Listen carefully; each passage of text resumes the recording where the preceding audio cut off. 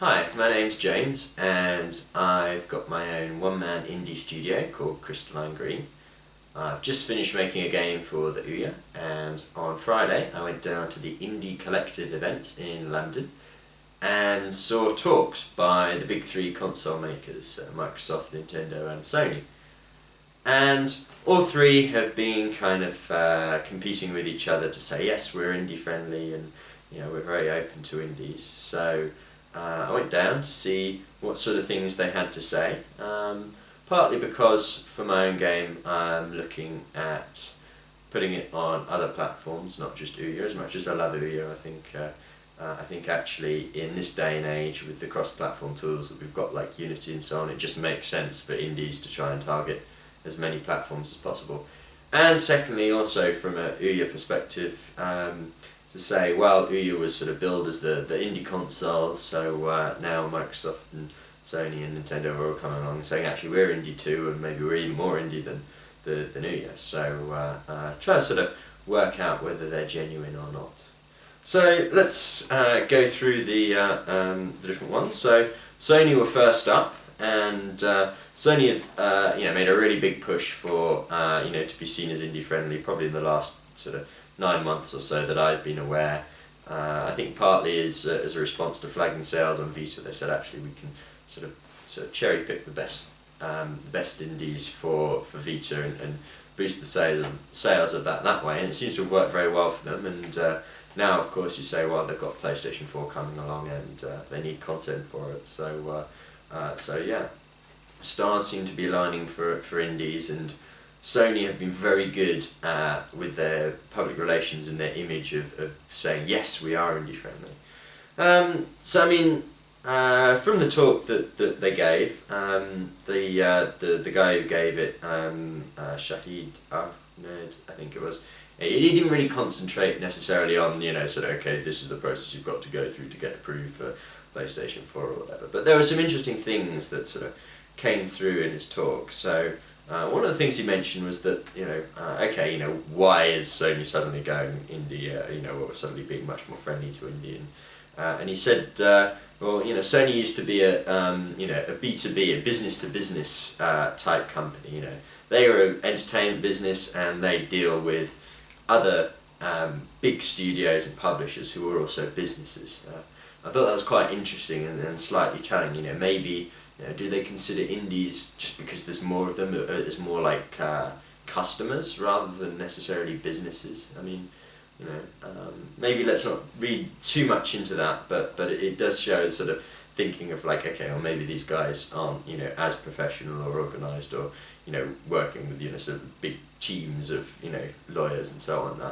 Maybe that's fair, but other things as well, like the way that Sony again implied that they were going about picking indies. So there's an interesting slide which I haven't been able to get hold of yet, but hopefully I will be able to, where the guy was talking about the different things that a game essentially needs to do. Things like grabbing your attention, creating challenges, things to do with building a tribe, having competition, and part of the things that sort of come off this sort of diagram to do with the platform, one of the big things is credibility, and that was actually something that he expanded on quite a bit, talking about how, basically implying, okay, well, with indie games, perhaps it's not necessarily, sort of, okay, so everyone's going to be, fairly new, or they're not, it's going to be a big company, or have loads of employees or loads of titles under their belt, but credibility is slightly separate from that. So if you have indie cred, as it were, and he mentioned a few things to do with that. So for example, things like going to these sort of events and networking with people and having your face shown, face there, so that people coming to the different indie events around the UK, certainly they keep seeing your face again and again and again. I mean, the classic one for this is Mike Bithell is a indie who's on PlayStation 4 and has made quite a big thing about it. But I think just about every single, he must sign up for every single indie event, because anytime there's anything that I'm going to or that I see advertised, his name seems to be at the top of the list, and it seems to have worked for him because he's got his face out there. He is Mr. Indie, you know, that's what he's known for. But as well, I think, you know, as much as, you know, people, you know, sometimes just want to see a face, you know, they want to see someone that they recognise and, you know, who's there, you know, and they can say, okay, this person is real, you know, they're not, you know, just like some, you know, sort of teenager in their bedroom. Well, there might be some teenager in their bedroom, but, you know, there's a genuine chance that, you know, they're genuinely committed to this because they actually make an effort to come out to the events and, you know, talk about what they're doing. As much as this sort of led on to another point that he made, which was quite controversial because there were quite a few sort of indie PR type people there, and he basically said, do your own PR, don't get a company to do it because you are the best person to sell your game. You're the one who knows the most about it, and this is something that the PR guys said late in some of the later talks that day as well, was that essentially after your game you are the biggest single asset. You're the biggest single thing that can be sold, you know, or used to help sell your game is you personally. I mean, I know a lot of indies, you know, myself included, sort of, you know, don't really like that too much because it's quite egotistical, but you know, but again, it helps build the sense that, you know, you're a credible person, you're a real person who's out there, and you know, can, you know, sort of pin you down and say, yeah, okay, this is someone that is not sort of vague and nebulous, and, you know, that we only know through a couple of emails and Twitter messages, and you know, and they've also got something, you know, solid and credible in terms of the game as well that they're producing, you know, to show for it, so that even if it's your first game, even if it's you know, not necessarily complete, that, yeah, the fact that you're out there, the fact that you're real and you're speaking to people and you're showing people your game or whatever, builds that sense of credibility. I mean, there were other things as well that came out in the talk. Again, this is sort of reading through the reading between the lines thing. You know, there is still a push on the Vita front, so it's not necessarily sort of, you know, maybe they prefer that you sort of tested your mettle or you know, sort of proved yourself on Vita first, and then, you know, that then makes it a lot easier to then take the next step up to PlayStation 4 rather than your first title, you know, ever or whatever, you know, that you've ever made. You know, my first game being on PlayStation 4. Other things as well. I mean, you know, like I said earlier about cross-platform tools, everyone's using Unity or whatever else these days. But they're still, you know, they're still talking about, they're still, you know, espousing the benefits of their proprietary stuff. Which you know, again, I can understand why they you know, they want to do that, because ultimately they want exclusives, and if you're tied to their technology, you can't necessarily just press a button and be on Xbox One or wherever else. So yeah, so I mean, you know, fairly standard, or kind of what I expected, I suppose, from Sony. Let's move on to Microsoft. So. Yeah, there was some. I mean, the guy from Microsoft. I forget his name. I think it's Phil. Let's see. Phil Weymouth. Yeah. So I think he's not. He is one of the guys, you know, in the recently announced Xbox ID indie developer program. He's not the main guy. I think there's a guy called Chris Carter or something like that who's apparently the top guy. But this guy's pretty senior, and you know what he said. His main his sort of initial thing was saying, you know, I kind of go through this stuff every day, but I understand that not everyone knows, you know, the process of, you know, how you get onto Xbox. So his was very much more a practical talk, and I think it's probably fair enough, because you know, the interesting thing there is, you know, obviously they've been talking about this a lot internally, and now it's like, okay, now we're actually, you know, coming out with this Xbox ID stuff, and, you know, all the branding to do with that, and, you know, but we still need to explain that process. It hasn't been explained before, so they're still in the course of doing that, and, you know, they have this sort of, okay, 3 steps. So first you get in contact, and then, you know, you get a sort of title and ID, and, you know, you fill out the form with all the information about the game, and then, you know, and then it goes to the sort of publish. Though, again, I think there's quite a few steps in it, or each of those steps is quite involved. So I mean, from the talk there were a few things. So there was sort of quite a lot of talk about the Xbox One. They had an Xbox One there, which was quite nice. So, showed us the controller. Did sort of remind us that the connector's there. So and that it's all open and available. You can access the full HD stream and the sort of array of microphones as well, so you can sort of work out where the sound is coming from. So again, it's interesting that obviously corporate is pushing this stuff, but realistically, how many indies have the resources to really play with that stuff or spend a lot of time doing the Connect stuff? Because it does take quite a lot of sort of involved programming and working out your own algorithms. So I mean, there's other things as well. So second screen got mentioned briefly. They have this analogy about the sort of Microsoft providing the paintbrush and the easel and the gallery, and then it was up to us artists, as indie developers, to go away and paint our pictures on that.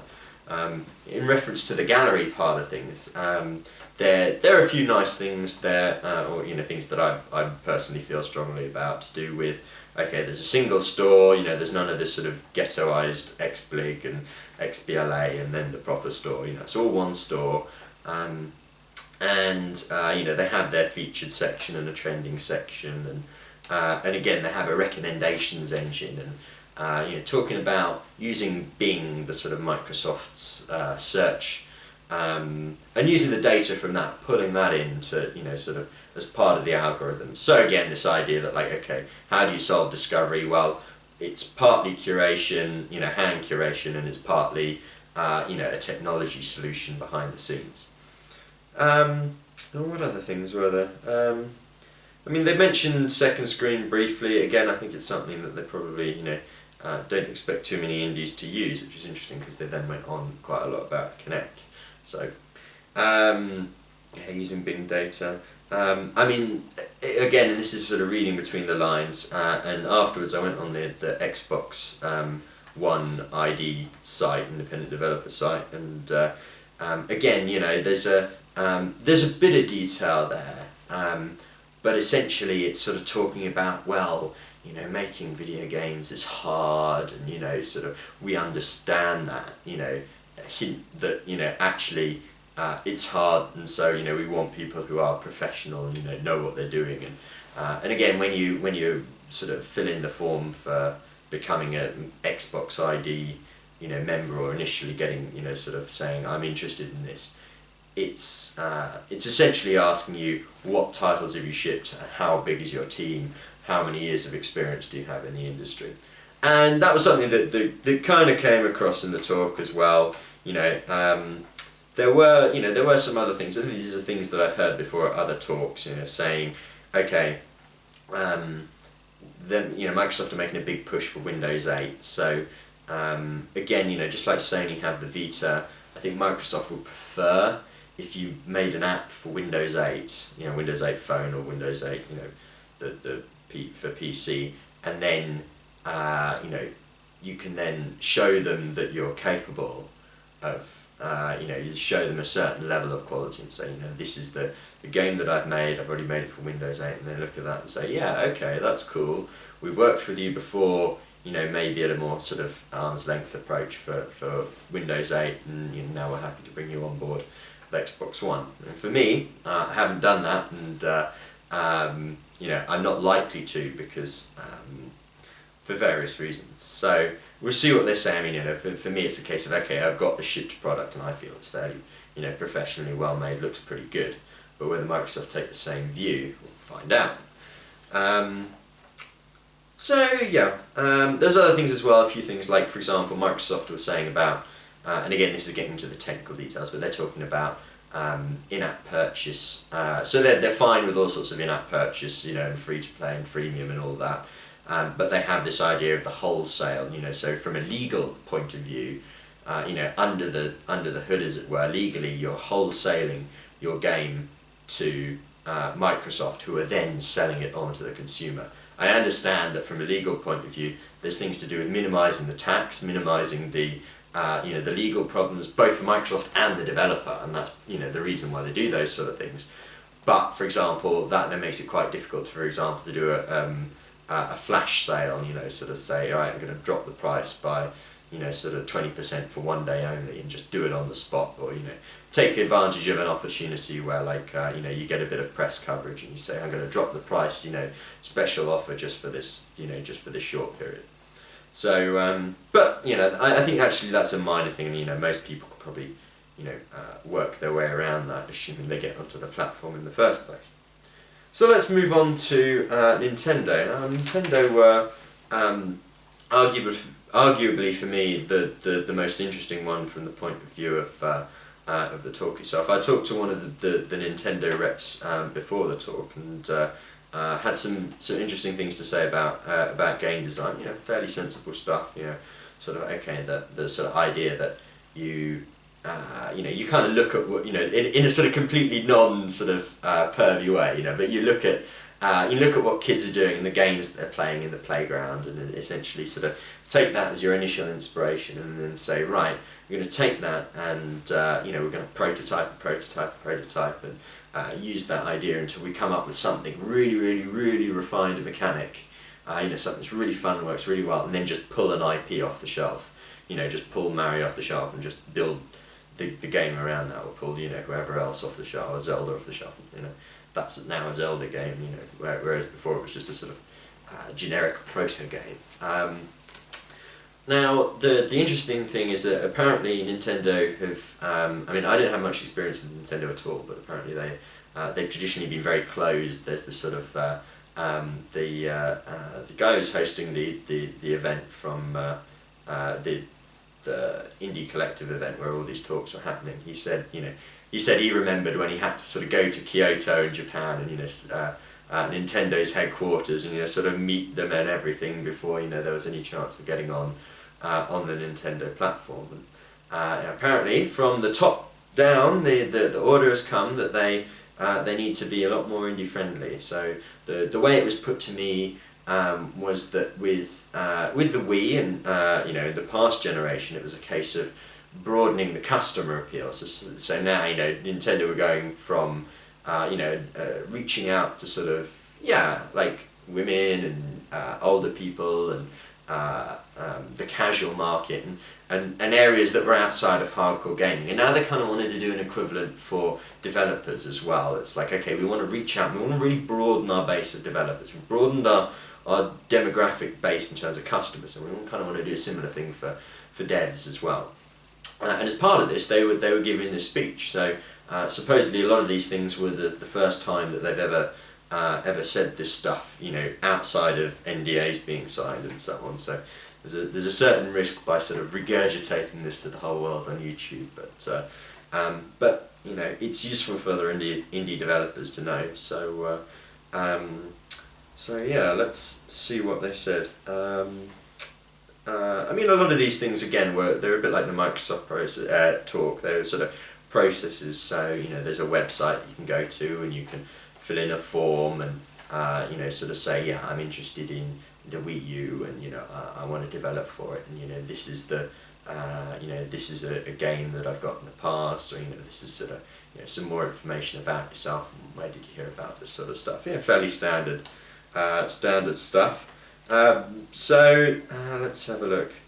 Talking about the eShop. So the first thing that they said was that it's not off device yet, but they want to get it off device. In other words, you can browse the eShop on the web rather than just having to browse it on the Wii U. But again, all this stuff is like, it might come soon, but we can't talk about it. That was the sort of set phrase of the talk. It's like, but I can't talk about that. So there's other things as well. Like for example, they don't have paid feature slots.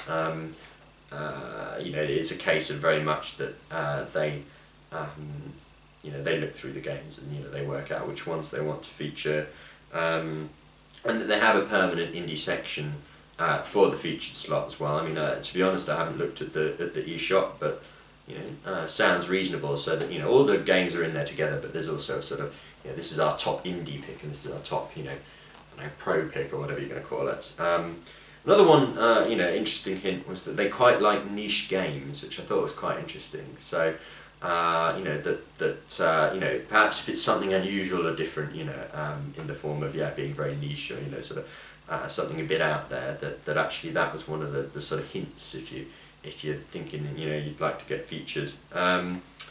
There's another thing as well, like an admission that, again, I haven't really much experience with this, but an admission that with WiiWare, there were a lot of problems, and they're on their way to solving them. They feel they're making really good progress, but not quite all the way there yet. With making things a lot better from that point of view.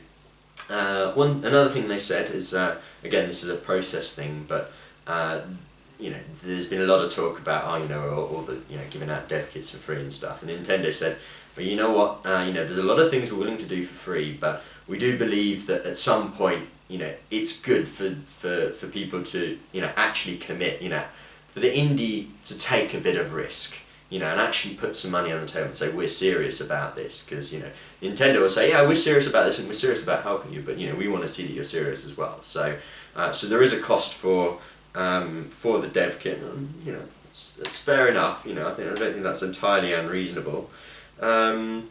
Another thing, they said, okay, so don't worry about exclusivity. You don't have to be Nintendo exclusive or anything like that. Also, interestingly, there's no specific requirement to use the hardware. So obviously with the Wii U, they have the tablet screen, and there's no sort of, you didn't have to use the tablet screen specifically, to do something fancy or different. If you wanted to just use it as, sort of just, I assume, mirror whatever's on the TV, then that's fine. Interestingly, they mentioned after the Microsoft talk, they mentioned they have the opposite to Microsoft. They have the sort of agency model in terms of pricing, and that they're happy so long as people don't try and sort of game the system. If you're sort of constantly adjusting the price every sort of 30 seconds, then or something ridiculous like that, because you're trying to move your way up to the top of the store by having sales and boosting your temporary download numbers, then they don't like that. But I think that's fair enough. That's one of those things where it's like, okay, makes sense. Interestingly, no minimum sales threshold. This is something I found with my own work on Ouya, is that you have to earn at least $150 before they'll pay you out. But apparently no such limit with Nintendo. So even if your game's really, really crap and it never sells anything, or it sells like $2, you'll still get your $2. So what else was there? There was another thing as well, and again, I think this is part of their sort of coming out and trying to dispel myths. So you don't necessarily have to have like a separate office space now. You can work from home, as long as there's a lock on the door and so on, so no one sort of, none of your in my case, none of your flatmates sort of poke their head around the door and nick your Wii U dev kit. Then they're happy with that, and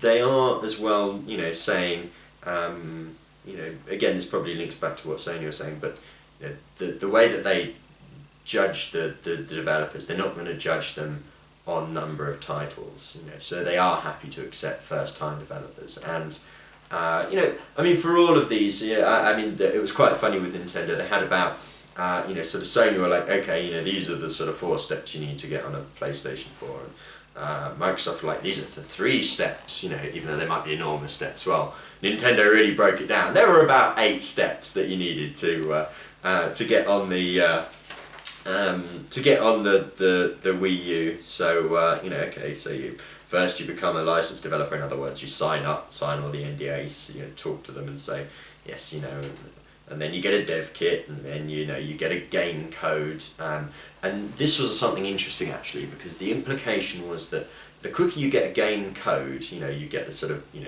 ID number for your game in the Nintendo system, then the quicker that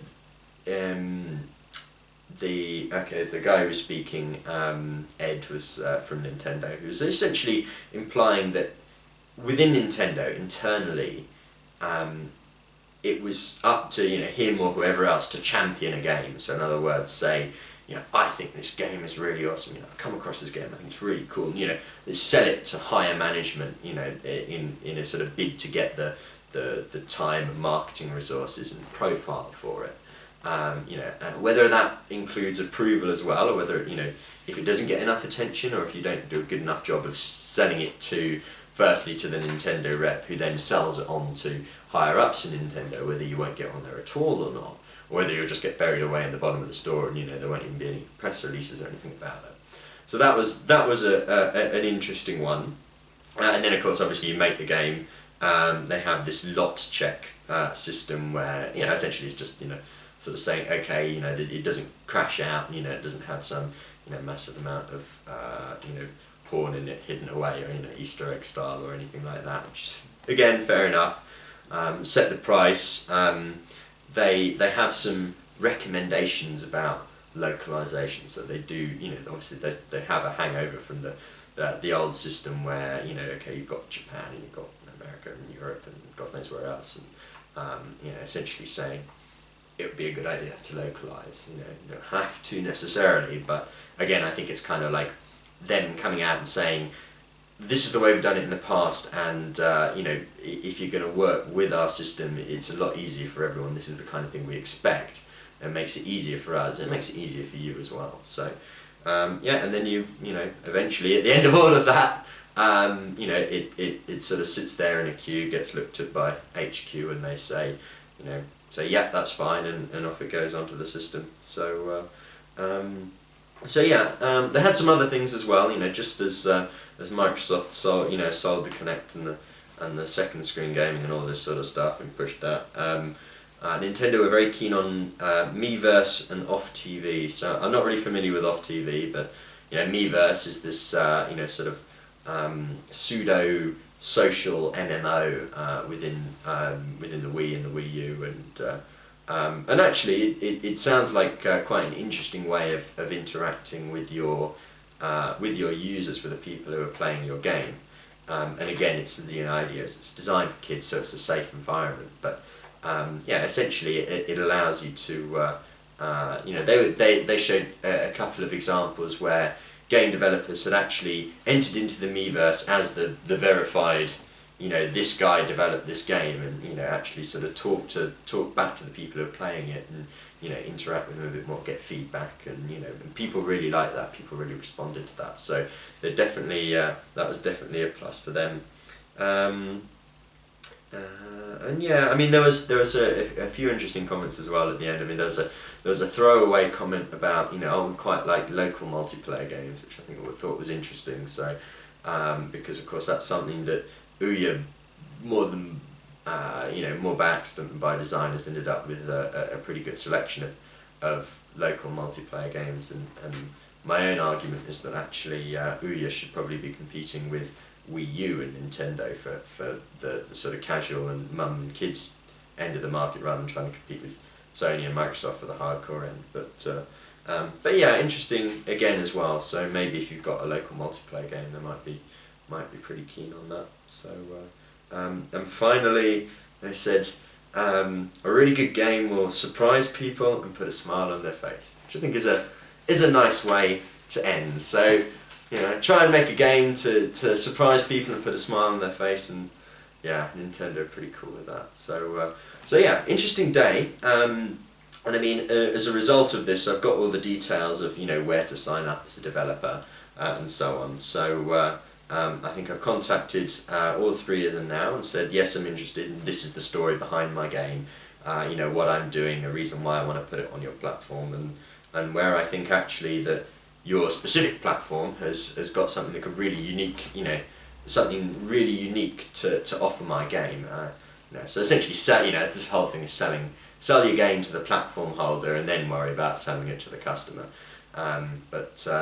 So yeah, there will be a follow-up video where we'll see what they all come back with, and I think at the end of the day, it's a case of these guys have all made a big thing about, we are indie friendly, we are committed to indies, yes, we do the whole indie thing, and it's a case of now seeing if how true they are to their word, as it were, or sort of whether they follow through to that, or whether it's quite as easy. I mean, I'm sure it's possible for each of these, and if you have a amazing, awesome game that's doing really well on PC or whatever, or wherever else, or mobile, they'll be like, oh yes, yes, please. But it'll be interesting to see what they see of game developers who are perhaps still just at the concept phase, have got things in the pipeline, or maybe haven't got a history. So still a lot of unanswered questions, but certainly each of the big consoles companies have now